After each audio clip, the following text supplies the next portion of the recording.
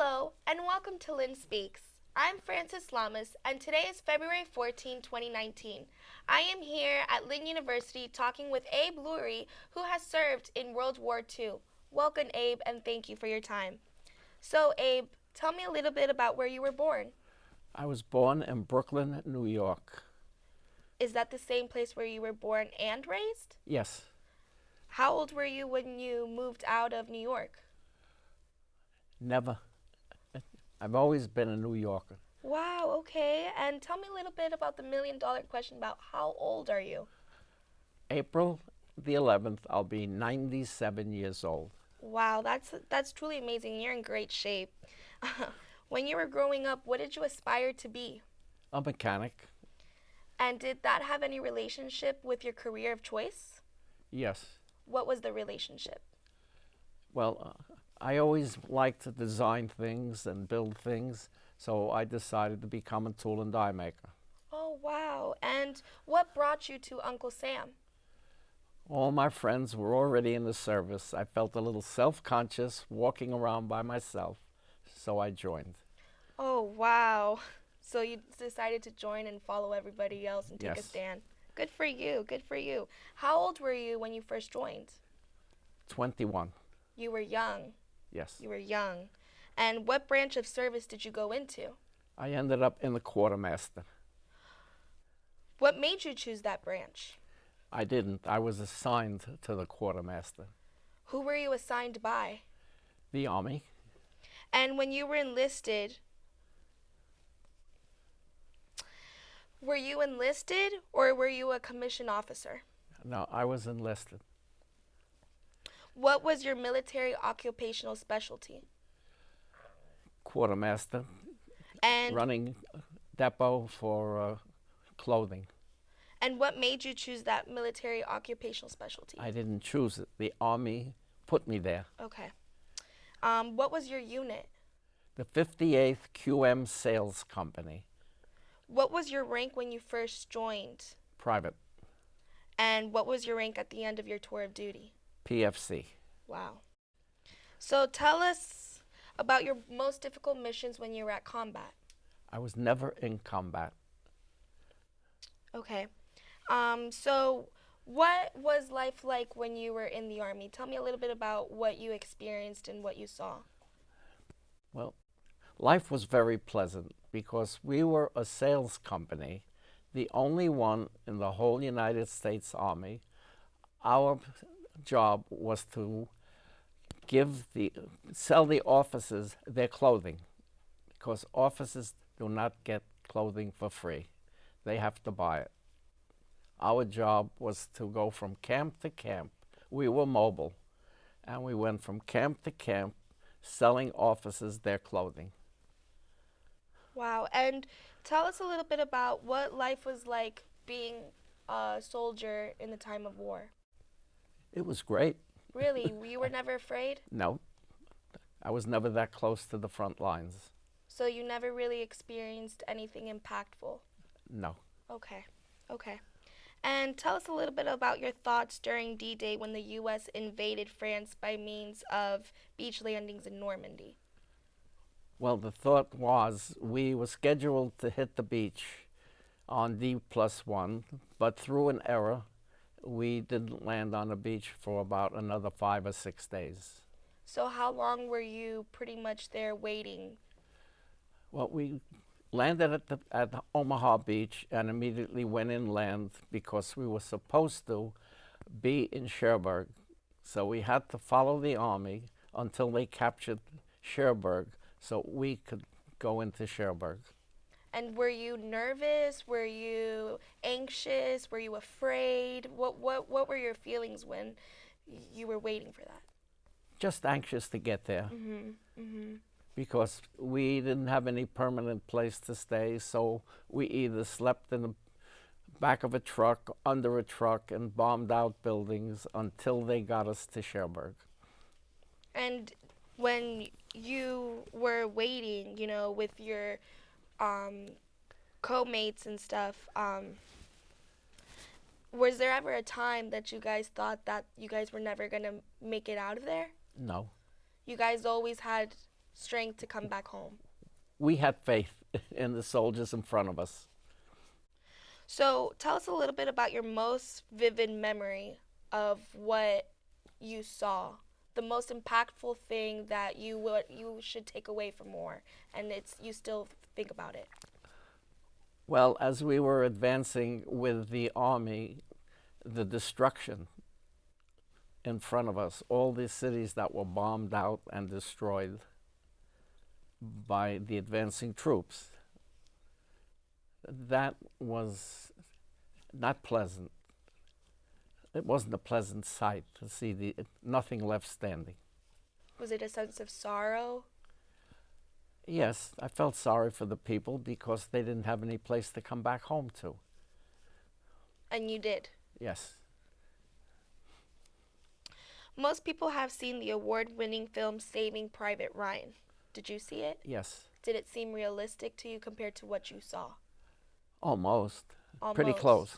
What were what were some things that did not match up to what you saw?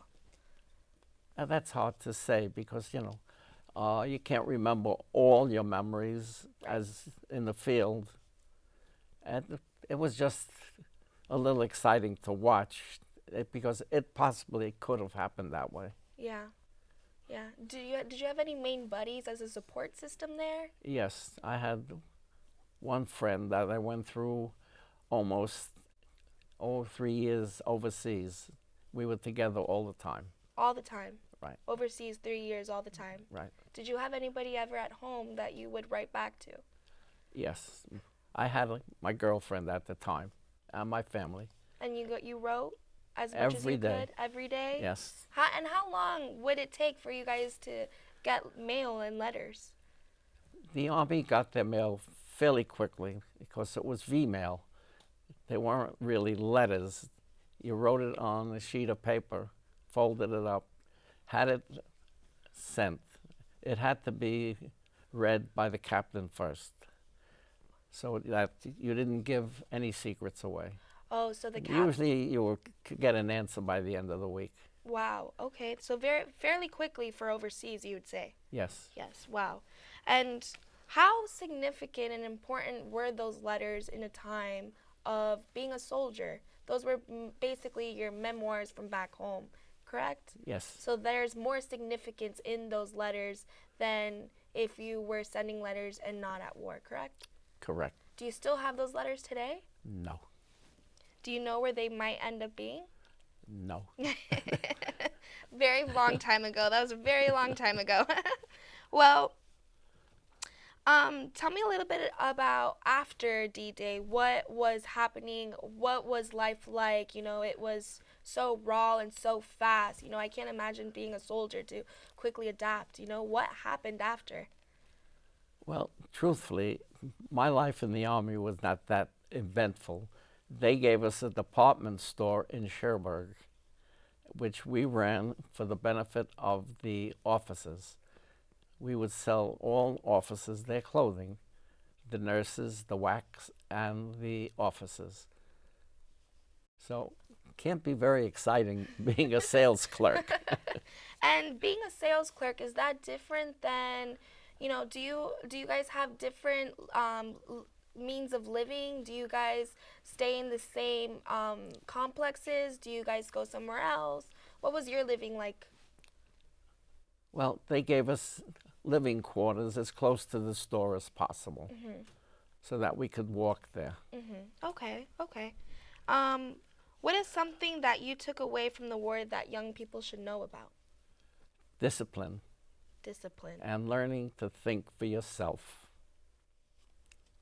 Being a soldier, you don't have anybody else besides yourself. Learn to survive. Survive. And be independent.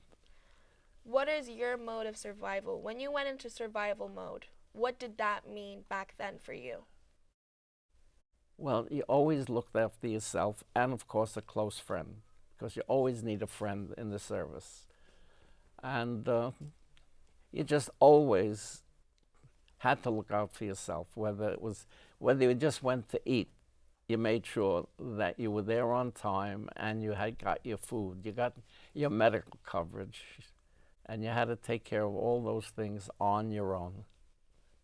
So take me day by day, if you remember, when you would wake up, what was an average day like? Have breakfast, go to the store, and work. That was the average day, uneventful. And did you ever see, I know you said you didn't go out in combat, but did you see people suffer or mentally, emotionally, physically? How can they adapt from being in society and then being put into serving time and duty? Well, we had a lot of casualties in the front lines, and we were running out of combat troops. So we were sending our men to the front lines, and we were taking wounded men back into our company. And those wounded men, what did you see that you've never seen before? Bravery, Bravery. and they had confidence.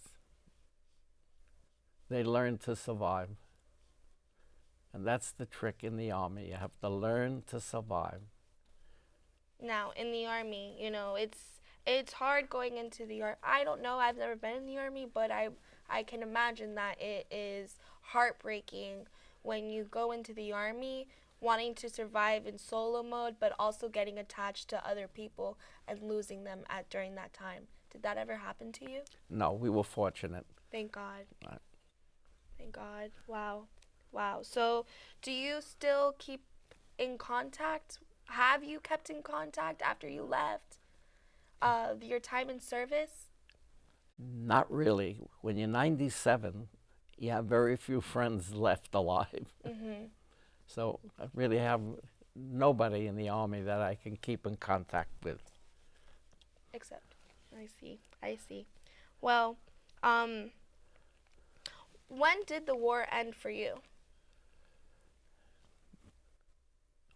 Actually ended probably when I was ready to come home, because up until then, our job was to take care of all the prisoners of war that came back from Germany.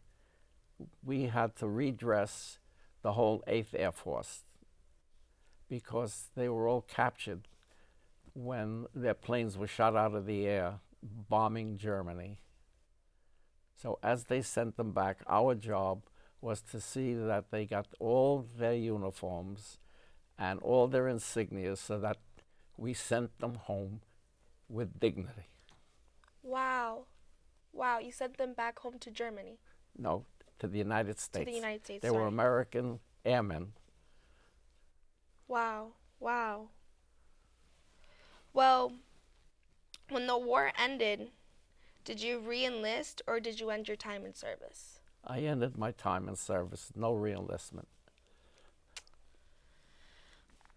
How difficult was it to readjust to society after your time in service? Not very difficult. You didn't have any difficulty with emotional or mental dysfunctioning? I came home. I was home 10 days and I was working. I had a job waiting for me. So it was a very easy transition.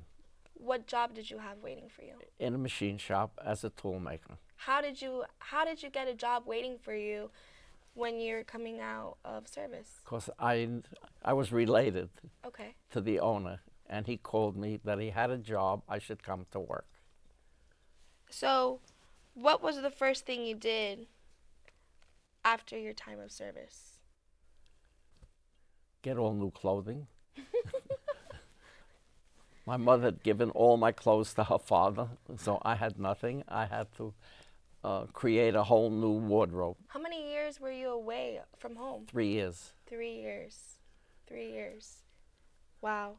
And do you ever still find yourself thinking about your time in service? Many times. And what do you think about? How lucky I was. Lucky. Right. That I never had to go to the front lines. And I was helping people. The front lines. Tell me a little bit about more what that means. Well, I was never in combat. The closest we ever came to combat was when we volunteered to take a food train to the front line. So we came to Liège. We heard the bombardment. We saw the flashes. That was as close as we ever came to the front lines. And how did you feel that being so close to the front lines? Were you afraid ever? Did No, you? I felt lucky that we weren't up there. Wow, wow.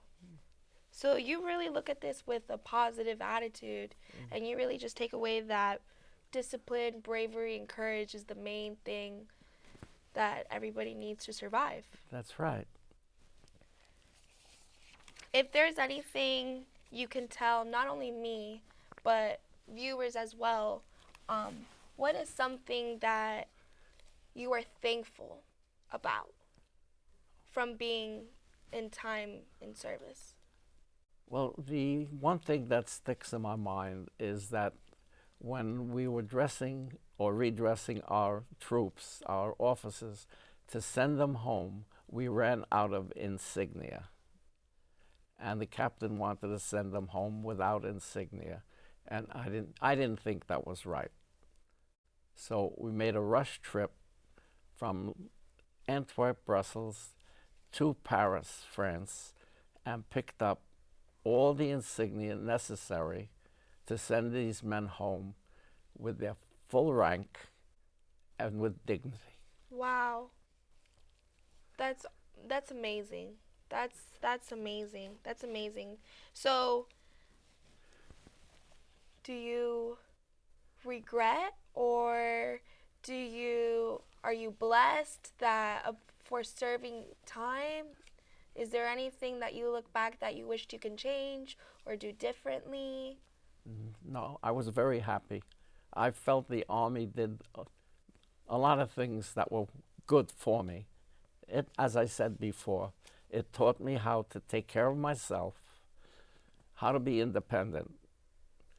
And I realized that this whole war, we were all a bunch of kids